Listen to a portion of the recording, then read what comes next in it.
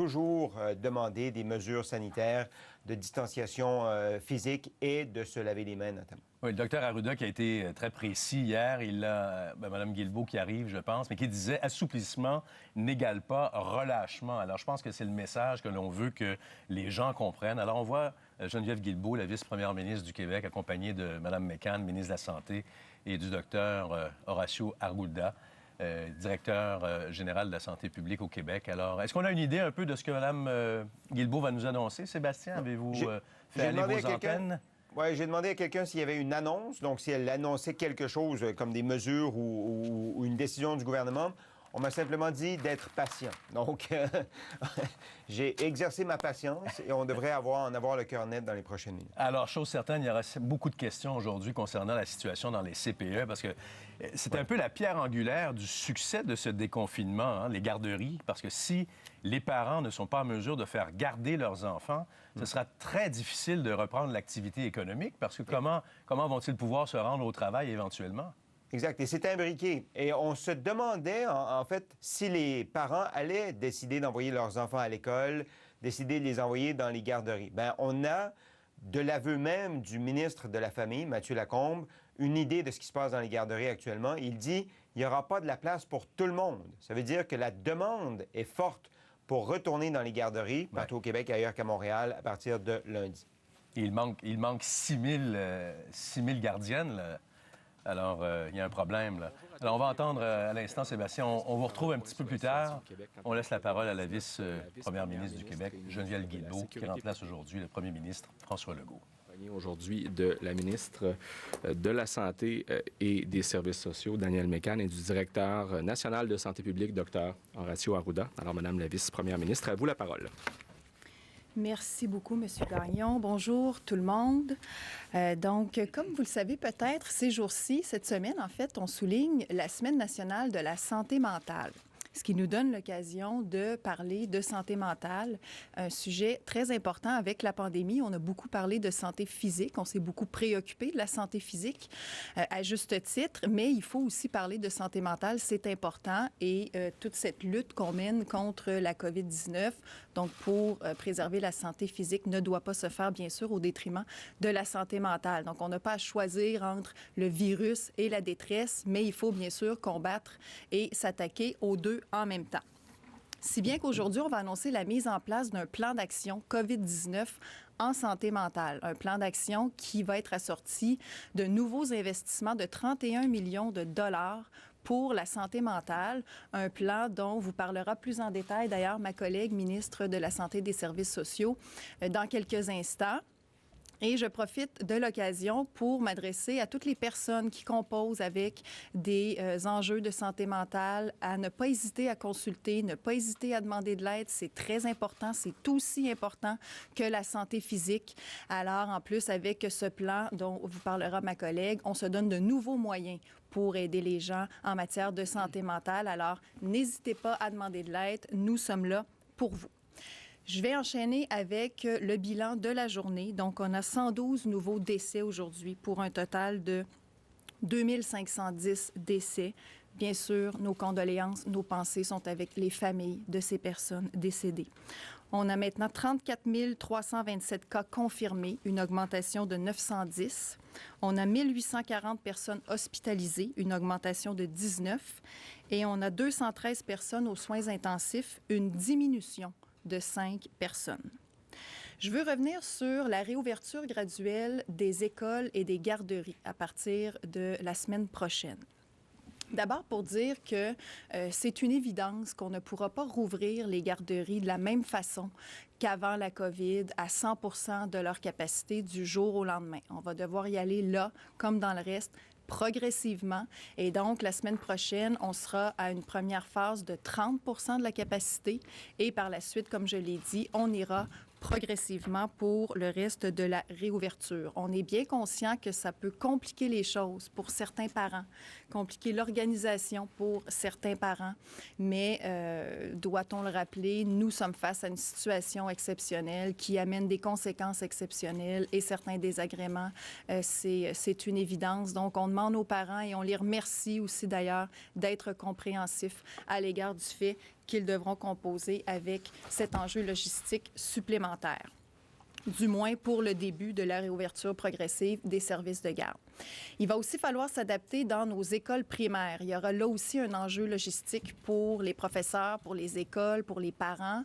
On l'a dit, il y aura maximum 15 élèves par classe dans les écoles primaires lors de la réouverture, donc assurément un enjeu logistique, mais on demande à tout le monde de se placer en mode solution. Si on fait tous notre bout de chemin, si on est tous solidaires, si on est tous en mode solution, qu'on est tous focalisés vers la réussite de notre objectif de réouverture graduelle des écoles et de l'ensemble des secteurs d'activité éventuellement du Québec, on va y arriver tous ensemble. Et donc, plaçons-nous tous en mode solution et soyons indulgents et compréhensifs pour peut-être les petites difficultés logistiques qui devront être surmontées dans les premiers temps. On sait que plusieurs enseignants aussi, plusieurs éducateurs sont inquiets pour leur santé. Et ça se comprend. C'est normal d'être stressé, d'être inquiet, d'avoir des questionnements par rapport à sa santé avec tout ce qu'on vit depuis quelques semaines, avec tout ce qu'on lit, tout ce qu'on voit, tout ce qu'on entend. Donc, c'est compréhensible que des gens puissent avoir des inquiétudes. C'est la raison pour laquelle on a voulu clarifier l'information quant aux facteurs de risque pour la santé associés à l'âge. Donc, la santé publique a établi le facteur de risque à 70 ans et non à 60 ans.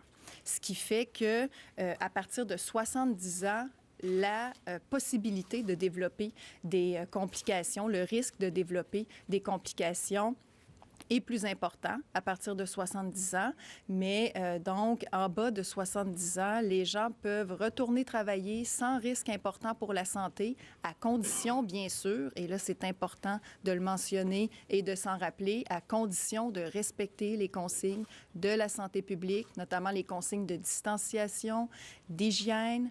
Alors on demande aussi à tous les employeurs du Québec d'en tenir compte, d'en être bien conscients, de s'assurer que ces consignes-là puissent être respectées dans tous les lieux de travail physiques où les gens recommenceront graduellement à se rendre.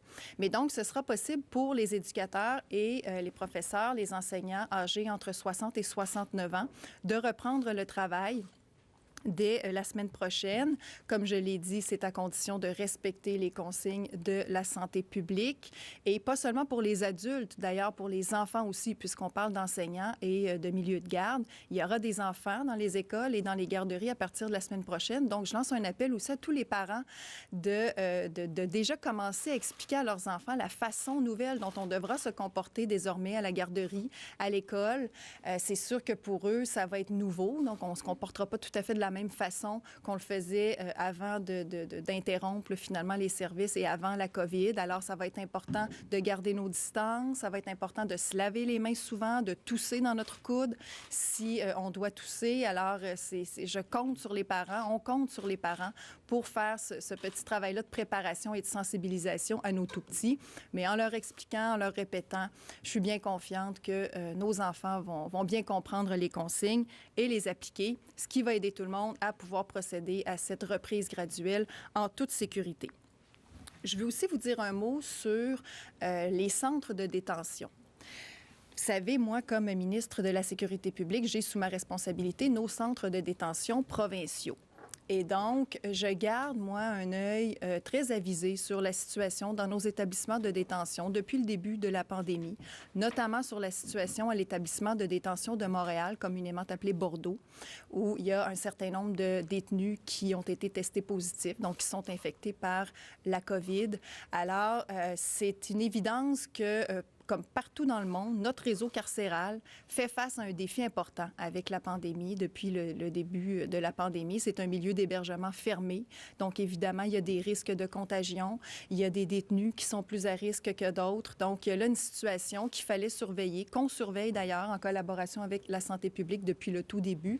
D'ailleurs, dès le début de la pandémie, on a mis en place des mesures préventives dans tous nos centres de détention. Donc, des mesures, évidemment, il y a les mesures de distanciation et d'hygiène et tout ça qui sont instaurés dans tous les centres de détention. Il y a aussi eu la suspension des visites. Il y a beaucoup d'activités qui se déroulent en visio-parloir, en visioconférence avec le système de justice aussi qui s'est adapté. Donc, il y a eu plusieurs mesures qui ont été mises en place et donc, on ajoute aujourd'hui le fait que nous accorderons ou seront accordées, nous m'exclus bien sûr, ce sont les directeurs d'établissement qui procéderont à la chose, mais pourront être accordées des permissions de sortie à des fins médicales à certains groupes très ciblés de détenus qui ont une peine, notamment qui ont un reste de peine à purger de moins de 30 jours.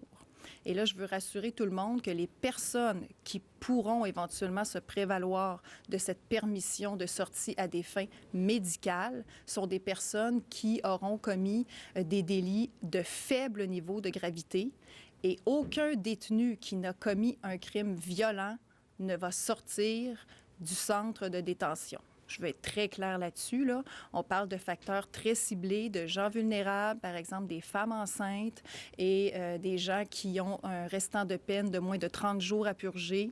Et tous ceux qui ont commis des crimes graves, des crimes violents, des crimes contre la personne ne pourront pas sortir des établissements de détention. Je veux être très, très claire là-dessus.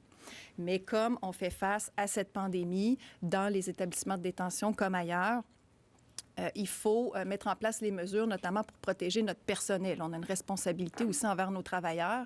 Les femmes, les hommes qui travaillent en milieu de détention doivent être protégés aussi comme n'importe quel autre travailleur. Et d'ailleurs, ces permissions de sortie à des fins médicales, ce ne sont pas des mesures spéciales qu'on a créées pour la COVID. Ce sont des mesures qui existent déjà dans la loi sur les services correctionnels. Simplement, on adapte cette notion-là à la situation exceptionnelle qu'on vit depuis le début de la pandémie. Et aussi, c'est une mesure qui est appliquée ailleurs. Nous, on regarde depuis le début ce qui se fait ailleurs, les meilleures pratiques, globalement dans la gestion de la pandémie, mais notamment en sécurité publique. Et cette notion d'accorder des permissions de sortie à des fins médicales a été implantée à d'autres endroits, notamment en Ontario, notamment en Colombie-Britannique, au Manitoba aussi. Donc, nous irons dans ce sens aussi avec toujours cette préoccupation, cette volonté, entre autres, de protéger notre personnel du réseau des services correctionnels. Maintenant, pour mes remerciements du jour, je vais remercier le personnel du réseau des services correctionnels, puisqu'on est dans le sujet, qui font un travail méconnu, qui passe souvent inaperçu, mais qui est très important, qui eux aussi sont au front. Donc, merci beaucoup pour le travail que vous faites. Et je veux remercier aussi nos élus municipaux. Nos élus municipaux qui sont eux aussi des travailleurs de première ligne, mais d'une autre façon. Donc, des élus de proximité qui sont très près des gens, qui sont des alliés très importants depuis le début pour avoir pris part à plusieurs rencontres avec plusieurs élus municipaux, les maires, les mairesses, les préfets, les préfètes, qui sont des relayeurs d'informations très importants et qui travaillent eux aussi 7 jours sur 7 depuis le début pour aider nos citoyens, nos citoyennes. Alors, un grand merci, collaborent très bien, collaborent aussi avec la santé publique. Donc, un plaisir de travailler avec eux. Alors, merci à tous nos élus municipaux. On ne lâche pas. Bon courage. On a besoin de vous aussi pour aider nos citoyens qui, bien sûr, ont plusieurs questions à juste titre et qui s'attendent à ce que leurs élus puissent y répondre.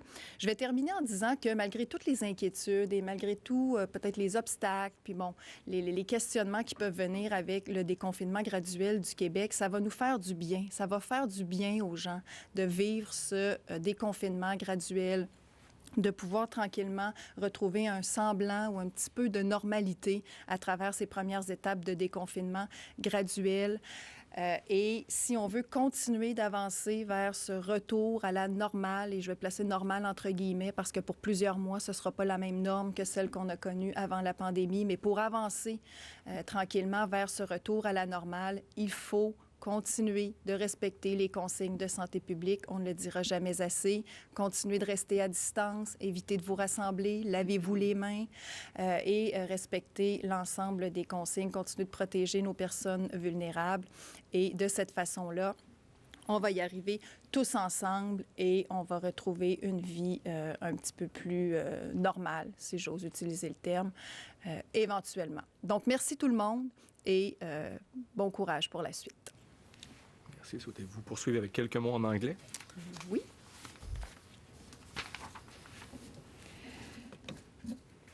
Good afternoon. Bonjour. I want to come back J'aimerais revenir à la réouverture graduelle des écoles et des garderies. Premièrement, les garderies vont ouvrir à 30 de leur capacité la semaine prochaine.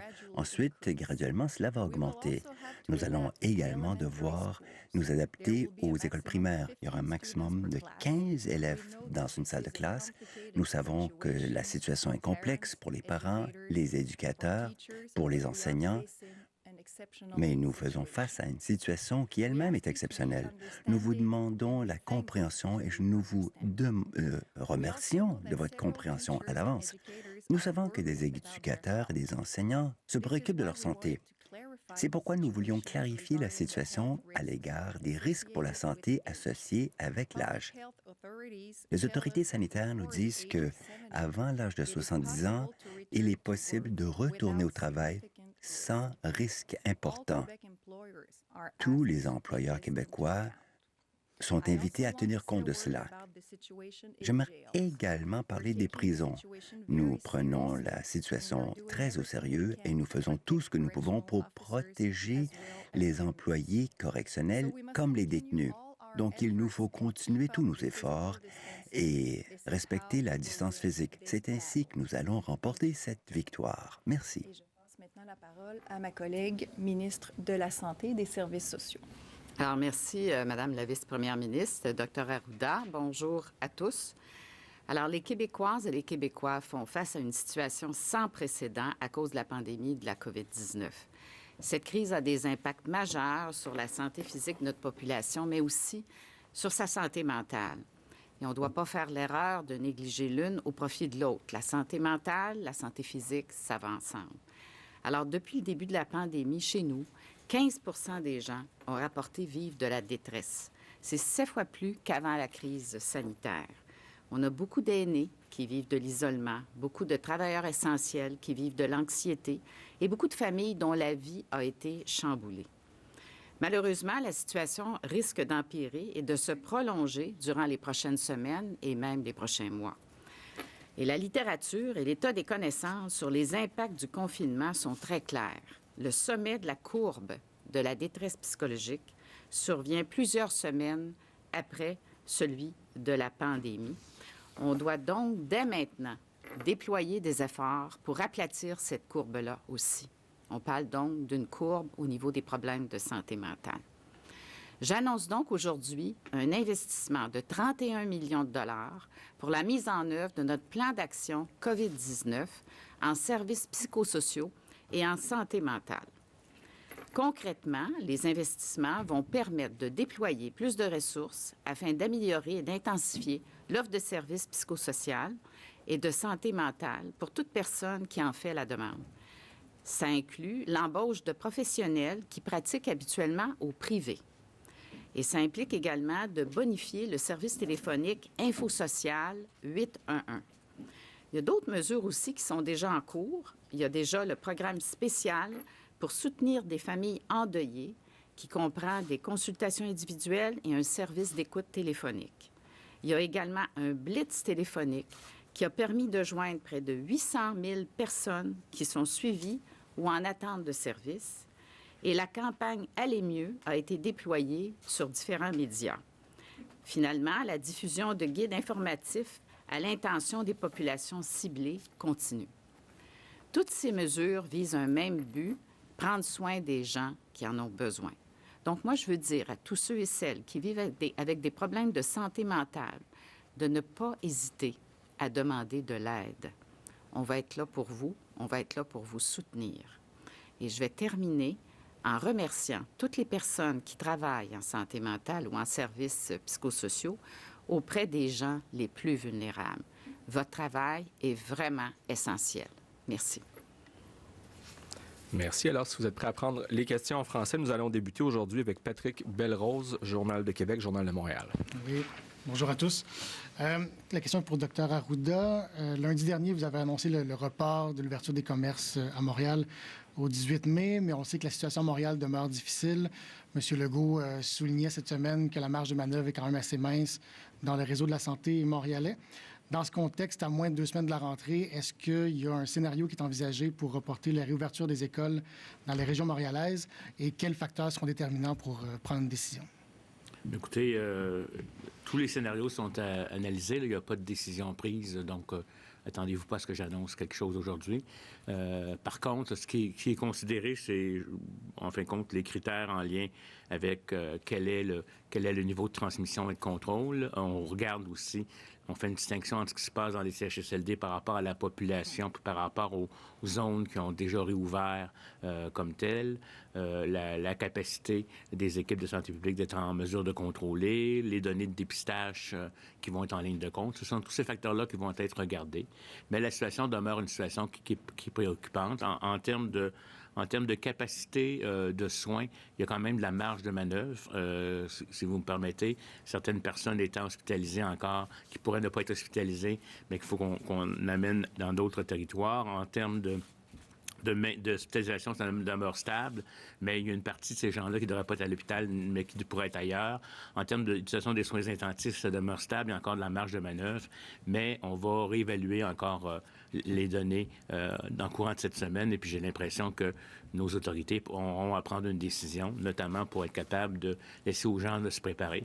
Ce que je tiens à dire, c'est que si jamais il y avait report, on va aussi quand même maintenir les travaux qui sont nécessaires comme tels. Et l'autre élément que je tiens à mentionner aussi, ce qui va être très important, au-delà des déconfinements qu'on va faire dans les milieux en termes de commerce, différents types de groupes, c'est important que les gens comprennent que si on rajoute à ça un déconfinement total des individus, que les gens se mettent à les magasiner de façon intensive, à ne pas respecter le 2 mètres, à faire des rassemblements. À ce moment-là, on vient introduire un autre élément de danger qui peut faire augmenter le RO de façon significative à Montréal et ce qu'on appelle la proportion d'individus qui respectent la distanciation. Donc, tout ça va être analysé, mais on va aussi donner les consignes très claires. Si on ferme les choses ou qu'on retarde l'ouverture, il va être important aussi encore que les gens, parce que le printemps est là, la chaleur est là, les gens ont le goût de sortir, mais si on sort, les acquis qu'on a faits en termes de distanciation antérieure pourraient être perdus. Et là, on peut faire basculer une région très densément peuplée comme Montréal, où c'est chaud, c'est dense, il y a beaucoup de contacts, puis il y a beaucoup de secteurs d'activité. Merci. Oui.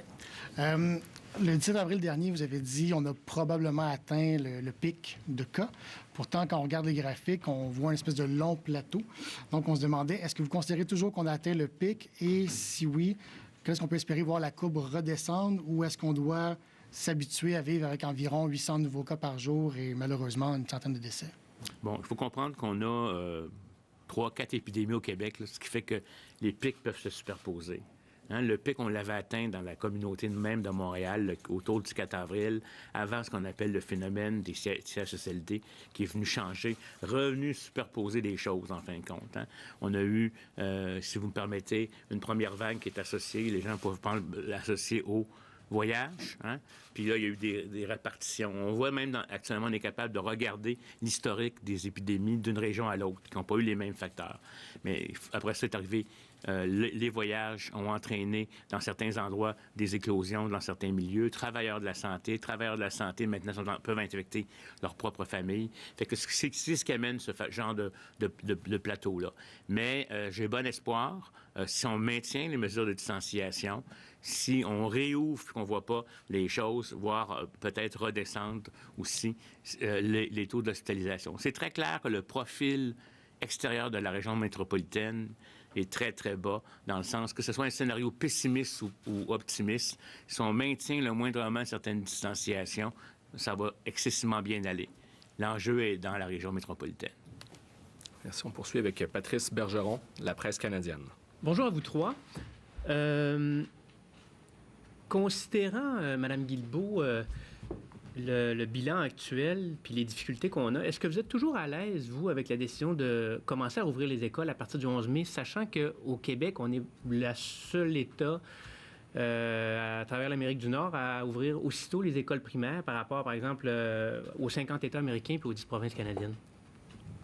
Oui, bien, le plan de réouverture, notamment des écoles, on l'a toujours dit, les prudents et les graduels, et surtout, il a reçu l'approbation de la santé publique. Donc, ce sont des décisions qui sont avalisées par la santé publique. On l'a dit, on ne veut jamais compromettre la santé des Québécois et on ne veut jamais subordonner la santé de qui que ce soit à d'autres intérêts économiques ou autres. Donc, c'est toujours la santé la priorité, mais on ne pourra pas rester confiné éternellement, comme on le dit souvent aussi. Donc, c'est un plan qui est graduel. J'en ai dit un mot, d'ailleurs, dans mon allocution d'ouverture. On comprend qu'il peut y avoir des inquiétudes. Il va y avoir certainement des défis logistiques, un maximum de 15 élèves par classe. Donc, ça demande une organisation, une réorganisation, notamment pour les écoles, les centres de services et tout ça, pour les parents aussi.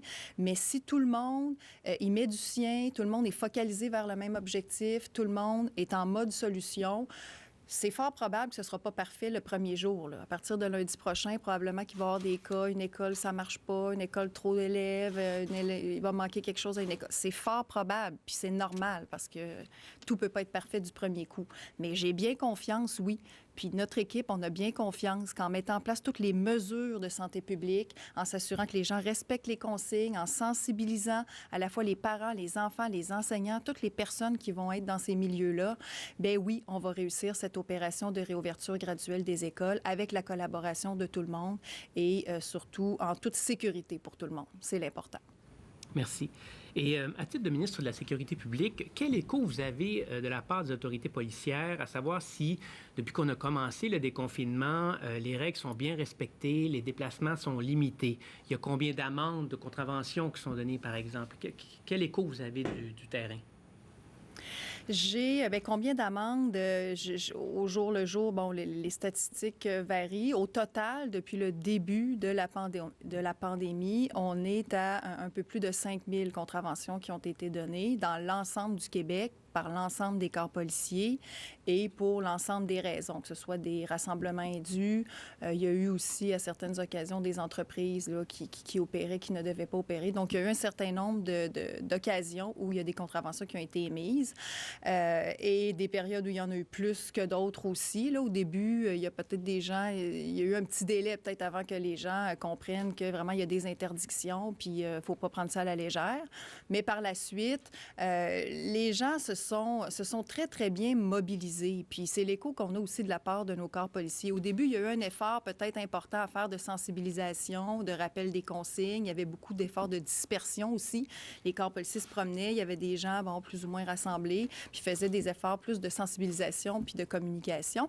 Mais par la suite, ça a très bien été. Oui, il y aura toujours des gens qui vont être délinquants puis qui vont être en contravention des directives et des lois, mais dans l'ensemble, les gens ont été très disciplinés, très respectueux des règles et tout autre synonyme que vous jugerez opportun, et exemplaire, en somme, depuis le début de la pandémie. Donc, que ce soit l'écho que j'ai de mes corps policiers ou même de mes collègues, des députés, des gens en général, oui, il y a des cas d'exception, mais l'important, je pense, c'est de remercier les Québécois et surtout de leur dire que c'est pas fini puis qu'il faut pas lâcher.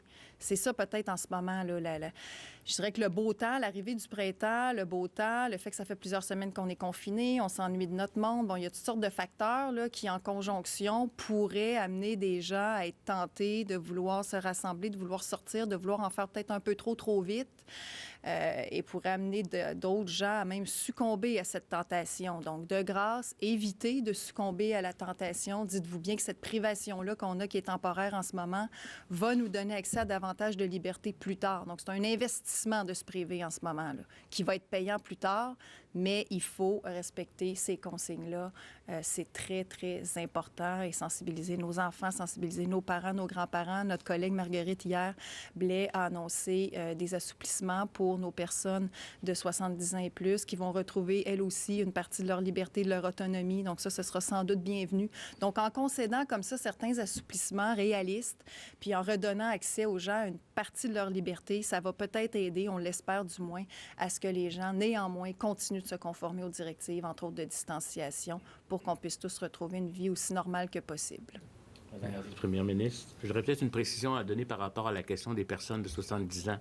Parce qu'il peut y avoir, dans des points de presse, on peut ne pas être aussi explicite ou il peut y avoir des interprétations. J'avais dit hier que les commerces allaient réserver des périodes pour les personnes de 70 ans et plus. C'est une pratique que certains vont faire et d'autres ne le feront pas. Mais ce que je ne voudrais pas que les gens interprètent, c'est qu'une personne de 70 ans peut aller dans ses services essentiels seulement au moment où c'est réservé pour les personnes âgées. Là. Je veux dire, les personnes de 70 ans ont autant de liberté que toutes les autres ici actuellement pour aller aux services qui sont ouverts, etc. Donc, je voudrais être au clair avec ça, là, pour pas que, parce qu'il y a des gens qui vont interpréter qu'il allait avoir des périodes seulement. Mais c'est surtout pas, on n'a pas écarté les personnes de 70 ans ou plus ou de 60 ans pour leur permettre d'aller à l'extérieur. L'autre chose aussi, en lien avec certaines choses qui ont été dites sur le départ au 11 mai pour les proches aidants, etc., qui étaient tout simplement pour que les gens puissent s'ajuster au niveau du système, là.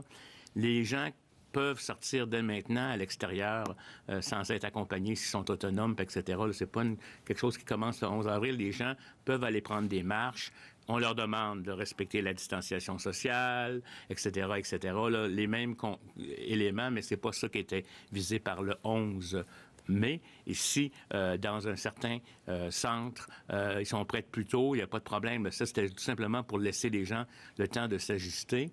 Et donc, dans les faits, il y avait aussi des questions par rapport à la question des tests pour les zones chaudes, les RPA, là, parce que beaucoup de gens qui vivent dans les résidences ont aussi des craintes par rapport à voir rentrer des personnes qui peuvent aller à l'extérieur puis rentrer la maladie. Il faut comprendre que si jamais il y a des tests qui sont demandés, dans des zones chaudes, déjà, c'est pas nécessaire si la personne qui vient aider le proche aidant est consentement éclairé. Mais dans les zones froides, si jamais il y a des tests qui sont demandés pour les personnes, ça va être fait de façon rapide. Là. Les gens n'auront pas à attendre 3 jours pour avoir un rendez-vous, une journée, 4 jours pour avoir le résultat. Là. Il faut que ça se procède de façon rapide. Et dans les exceptions où il y aurait un milieu, par exemple, une résidence pour personnes âgées qui serait atteinte avec une éclosion intensive à l'intérieur, à ce moment-là, il y aurait des consignes différentes. Mais donc, je vais juste respécifier là, que les gens peuvent sortir s'ils respectent les conditions. Et donc, ils ne doivent pas attendre au 1er 11 mai. Et puis, on fait tout en notre pouvoir. N'oubliez pas que pour les raisons humanitaires ou autres, les gens peuvent accéder à leur famille. Il faut être bien clair avec ça. Merci. Merci. Je vous signale que le temps file. Prochaine question, Tommy Chouinard, La Presse. Bonjour, ma première question s'adresse à Mme McCann sur la situation à Montréal. Je comprends qu'il y a maintenant des patients de centres hospitaliers de Montréal qui sont transférés dans des centres hospitaliers à l'extérieur de Montréal. Est-ce à dire qu'on entre dans le niveau d'alerte 4, donc la dernière et ultime phase du plan de contingence à Montréal, et que la situation est particulièrement préoccupante? Bien, c'est clair que la situation à Montréal, elle est très différente du reste du Québec. On en parle beaucoup depuis les derniers jours. Et ce qu'on fait, ça a débuté quand même il y a quelques temps. Là. On a quelques jours ou même quelques semaines où on a transféré des patients vers la Rive-Sud, par exemple, à Charlemagne, à Pierre-Boucher, même vers la Rive-Nord, à Le Gardeur. Donc, c'est pas un phénomène nouveau, mais effectivement, on a ajouté Trois-Rivières dernièrement. On a transféré des patients là-bas pour diminuer la pression sur l'île de Montréal. Parce que au-delà des patients COVID-19 là, qui augmentent légèrement, on ne peut pas dire que l'hospitalisation augmente de façon majeure à Montréal, notamment, là, et ailleurs au Québec, il n'y a pas une problématique au niveau des hospitalisations pour les patients qui ont la COVID-19. À Montréal, ça augmente un petit peu, mais il y a quand même une pression parce que les autres activités reprennent aussi à Montréal, comme ailleurs, mais étant donné la situation de Montréal, il y a davantage de pression. Donc, des gens qui attendaient pour avoir des soins, qui pouvaient attendre depuis 1 mois, depuis 6 semaines, bien là, on les ramène parce qu'il faut intervenir auprès d'eux. Les chirurgies aussi reprennent. On veut augmenter le volume de chirurgie à 50 du potentiel. C'est ce qui est fait graduellement aussi à Montréal. Alors, on veut enlever un peu de pression et c'est pour ça qu'on transfère quelques patients, notamment, on le fait depuis quelques temps sur la Rive-Sud, la Rive-Nord, mais aussi à Trois-Rivières. Phase 4, juste pour... Oui. On parle de la phase 4. Question, oui, docteur Arruda. J'ai une question pour vous au sujet des tests. Parce que là, on est en train de déconfiner, on dit aux personnes âgées, vous pouvez sortir, mais on n'a aucune espèce d'idée là, du niveau de transmission comme tel dans la communauté, parce qu'il n'y a pas de tests préalables qui ont été faits avant le déconfinement. On s'en parlait la semaine dernière. Moi, je veux bien comprendre. Là. Est-ce qu'on est en train, effectivement, d'augmenter le nombre de tests? Puis est-ce que ça donne effectivement des résultats, de telle sorte que vous avez une meilleure idée aujourd'hui où est-ce qu'on en est dans cette transmission? Bon, votre question est très pertinente. Et puis, quelque part, je pense que les tests, c'est une façon d'avoir un portrait de la situation, mais la déclaration des cas puis les investigations de contact aussi, ça nous donne une information qui n'est pas de la même nature. Mais je tiens à vous dire qu'on a augmenté, là, particulièrement dans la région métropolitaine, là, il faut aussi que les gens viennent. Hein. D'ailleurs, on va les inviter à ce qu'ils viennent de se présenter. Mais on a augmenté le nombre de tests, par exemple, autour des cas symptomatiques, autour des cas qui sont symptomatiques. Puis là, on est en train de tester des cas dans la famille qui ne sont pas nécessairement symptomatiques. Avant, on le disait aux gens, restez chez vous, on va attendre, vous avez des symptômes, on va vous tester. Maintenant, on est en train de les tester pour être capable de voir s'il n'y a pas de la transmission plus rapide dans les îlots familiaux. Dans la région de Montréal-Nord, de Saint-Michel particulièrement, il y a eu des dépistages qui ont été faits. Ils s'en organisent aussi dans Laval comme tel. Donc, on va avoir un meilleur portrait de sous-section régionale par rapport à ça. Et il y a un élargissement là, des 6 groupes de tests qui sont faits. Mais il n'y a pas eu, parce qu'il n'y a pas eu, par exemple, un test de séroépidémiologie populationnelle aléatoire de fait avant le déconfinement, puis par après. Mais on va avoir des indices par rapport au nombre d'éclosions d'agrégats qu'on va trouver et avec des analyses autour des enquêtes et des cas et des tests qui vont être plus importants de ce côté-là. Mais j'aimerais ajouter... Non. Pardon? Excusez-moi. Vous allez terminer, mais je vais ajouter quelque chose sur la situation à Montréal. Ça va? Pour compléter la réponse de tout à l'heure, ce qui est important de dire aussi, c'est qu'on a des patients actuellement qui sont dans les hôpitaux de Montréal et qui pourraient être ailleurs. Par exemple, dans les zones tampons. On a à peu près 700 places actuellement dans les zones tampons à Montréal. Ça, c'est des endroits comme des hôtels, l'Hôtel-Dieu. Et on a les endroits physiques, mais on manque de personnel pour transférer davantage de personnes qui sont à l'hôpital actuellement et qui pourraient aller dans des zones tampons. Alors, c'est un élément important à vous dire parce qu'on fait des appels là, au personnel, à des gens qui voudraient venir contribuer, donc sur « Je contribue », parce qu'on a besoin de ce personnel-là pour voir à des personnes qui iraient dans des zones tampons, ouvrir davantage de zones tampons. Alors ça explique aussi la pression qu'on vit sur l'île de Montréal. Donc, encore une fois, un appel, puis on cherche d'autres stratégies pour faire en sorte qu'on ait des gens à temps plein qui viennent nous aider dans le réseau de la santé et des services sociaux. Merci. Maintenant, au tour de Mathieu Dion, Radio-Canada. Au sujet des tests, Dr. Arruda, on en est rendu où par rapport à l'objectif de 14 000 d'ici vendredi? Parce qu'on n'arrive pas, nous, à avoir les données. Là. Écoutez, les données sont en train de se compiler. Puis des données de tests qui ont été faites, notamment hier, dans des cliniques qu'on n'a pas vues comme telles, mais on est autour de 7 000 encore. Il faut aussi comprendre que on organise, hein, vous avez vu des histoires avec des autobus.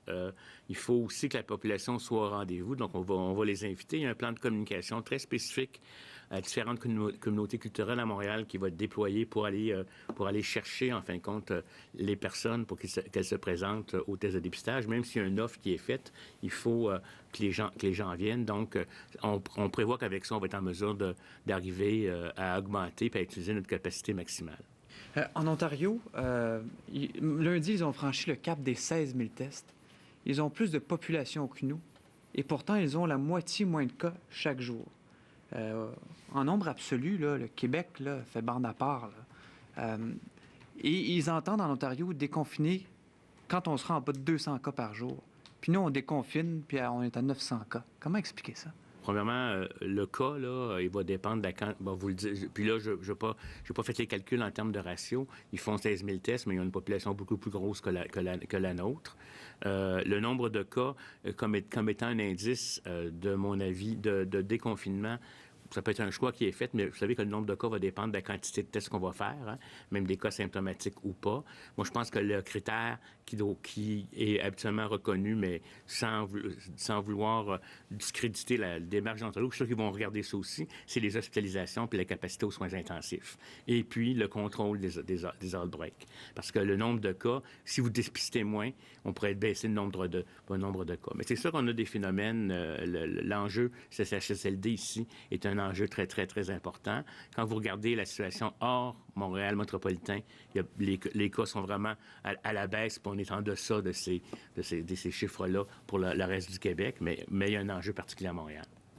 Olivier Bossé, Le Soleil. Bonjour. Madame Guilbeault, j'aimerais vous entendre sur votre dilemme de vos deux rôles de ministre responsable de la capitale nationale, une région qui va jusqu'à Charlevoix, qui attend, ou en tout cas qui repose beaucoup sur le tourisme et qui aimerait ça recevoir des gens. Et votre rôle de ministre de la Sécurité publique qui dit on ne veut pas trop recevoir de gens de Montréal parce qu'on ne voudrait pas une nouvelle contagion. Comment vous faites balancer ça? Oui, bien, c'est une bonne question. C'est vrai, puis le même dilemme se pose à bien des endroits au Québec, mais effectivement, dans la capitale nationale, on a eu un seul endroit là, touché par le confinement. Là. Il y avait un seul endroit où il y avait des points de surveillance et c'était à Charlevoix. Et donc, effectivement, c'est une préoccupation. Moi, chaque semaine, je m'entretiens avec tous les élus de la capitale nationale et tout ça. On se parle d'une foule de choses, mais notamment de cette préoccupation touristique et culturelle, je dois le dire aussi. Là, il y a ces deux industries-là qui sont fortement touchées, on le sait.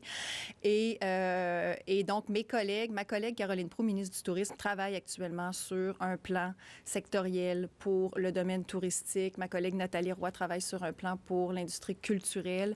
Nous ne sommes pas en mesure aujourd'hui de donner de date de présentation de ces plans-là, ni de faire d'annonce en ce qui a trait au tourisme ou à la culture, malheureusement, parce que nous devons évidemment y aller très, très graduellement. Et quoi que nous annoncions, de toute façon, c'est toujours avec l'aval de la santé publique, mais ce sont des fronts sur lesquels on travaille. On est tous très préoccupés, les ministres régionaux, les députés en général, par, entre autres, c'est ça, l'incidence sur l'industrie touristique. J'ai dit d'ailleurs la semaine passée qu'il ressortira un jour une opportunité touristique extraordinaire de la pandémie qu'on est en train de vivre, mais chaque chose en son temps. Donc, c'est sûr qu'à l'arrivée de l'été, je ne vous cacherai pas que là, il y a plusieurs intervenants qui se manifestent. On peut penser à les pourvoiries, les terrains de camping, tous les endroits de chasse et pêche, les parcs, la CEPAC, et les endroits où les gens font du plein air, donc les camps de jour, les camps de vacances, j'appelle ça le petit baseball, mais c'est dans le sens que nos enfants jouent au sport, là, les sports de groupe pour les enfants. Donc, évidemment, on va privilégier les sports individuels. Mais bon, qu'est-ce qui va être permis ou non? Qu'est-ce qui va être possible ou non? Et à quel moment?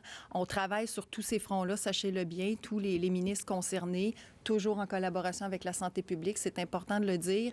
Ce ne sont pas des décisions que des politiciens peuvent prendre. C'est vraiment des décisions qui doivent partir d'une recommandation, du moins d'une autorisation de la santé publique, quoi qu'on dise et quoi qu'on fasse. Mais je veux rassurer tout le monde, tous ceux qui sont concernés là, par ces secteurs-là en particulier, et entre autres chez nous à Charlevoix, qu'on est très conscient de l'impatience et de la hâte des secteurs respectifs à recevoir des annonces. On le fera en temps et lieu, parce que la santé, c'est toujours le facteur numéro 1.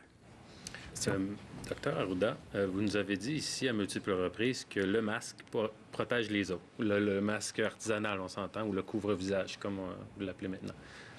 Expliquez-moi pourquoi, hier, dans vos explications, vous avez dit les 70 ans et plus devront maintenant porter un couvre-visage dans les lieux publics. En principe, les risques pour eux sont plus élevés, mais ils ne sont pas plus... ils ne transportent pas plus la maladie que les autres. Donc, pas plus que les jeunes, puis pas plus que les adultes. D'ailleurs, le port du masque dans la communauté, là, actuellement, puis je l'ai dit, ou du couvre-visage, son efficacité n'est pas complètement démontrée dans les études, mais maintenant, dans le contexte où les gens, quand ils vont le porter, ça va faire partie de l'étiquette respiratoire.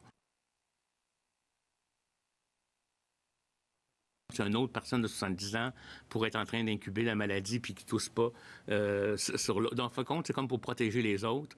Et, la protection individuelle, elle n'est pas démontrée. C'est parce qu'on veut surtout éviter... C'est comme une façon de faire l'étiquette respiratoire. Si on a toussé, on n'a pas besoin d'aller dans le coude, etc. Puis si on le porte, puis qu'on le lave régulièrement, c'est dans cette perspective-là. Dans les faits, au tout début de la pandémie, j'avais beaucoup de résistance, peut-être par rapport au fait que je voulais pas que les gens passent au masque et deviennent des super-héros avec le masque et oublient de se laver les mains, etc. Parce que ça demeure encore la consigne, distanciation de mètre numéro 1, lavage, hygiène des mains avant de sortir, en revenant, quand on mange. Puis le port du masque va devenir, à mon avis, quelque chose qui va s'intégrer dans la population. Puis probablement que quand on va porter le masque aussi, les autres qui ont peut-être peur de nous vont se sentir plus adéquats. Mais c'est vrai, c'est pas possible. Puis je vais le recommander autant aux personnes qui vont sortir, qui vont prendre le métro, puis etc., particulièrement dans la région métropolitaine où ça circule actuellement. Je pense que allez-y avec des couvre-visages. Merci. Alain Laforêt, TVA Nouvelles. Pour vous, Madame la vice-première ministre, sur un ton un peu plus personnel, est-ce que vous seriez prête à envoyer vos enfants dans une garderie, vous? Je vais répondre en deux temps. D'une part, je ne suis pas dans les services prioritaires, donc de toute façon, je n'ai pas accès à une place sous réserve de la priorisation que fait ma garderie parce que j'ai rempli hier justement le formulaire de ma propre garderie dans ma vraie vie. Et donc, je ne pense pas être éligible à une place de toute façon dans les premières phases et c'est tout à fait normal, d'autant plus que mon conjoint était déjà en congé parental avant la COVID. Donc, pour toutes sortes de raisons, ma fille n'ira pas à la garderie. Mais si j'étais dans un travail essentiel avec impossibilité de faire du télétravail, que tous les deux parents étaient dans l'impossibilité et que j'étais vraiment, là, objectivement parlant, considérée dans les services essentiels, par exemple, dans le réseau de la santé. Sur la stricte question, est-ce que je serais à l'aise que ma fille retourne dans la garderie qu'elle fréquente? La réponse, c'est oui.